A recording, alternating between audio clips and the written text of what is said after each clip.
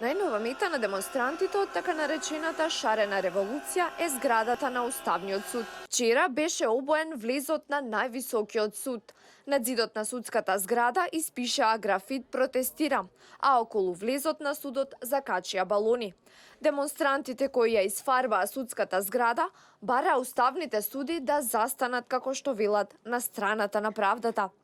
Пред почетокот на денешната седница на Уставниот суд, председателката Елена Гошева овој чин го оцени како атак врз судот и рече дека ваков притисок од група на граѓани судот никогаш немал доживеано од своето постоење.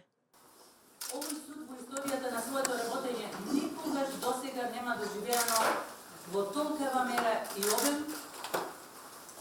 директни притисоци од одредени групи на граѓани, што е недозволиво во една демократска држава.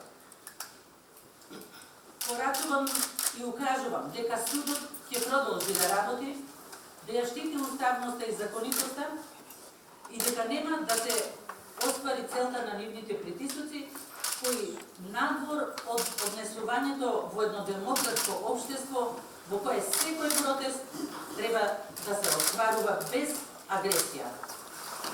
Не само судот, демонстрантите ја уништија и сообраќајната сигнализација. Реакција стигна и од Републичкиот совет за безбедност. Го осудија уништувањето на сообраќајната сигнализација.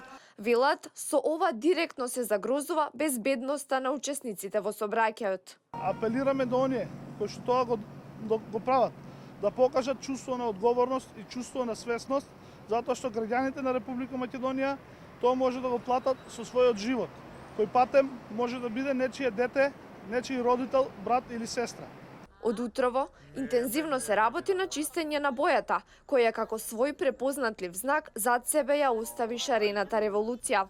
Од вчера официјално им се придружија и членовите на ЛГБТ заедницата, кои го ишараа пешачкиот премин кај собранието во боите на виножитото, кое е заштитен знак на оваа заедница.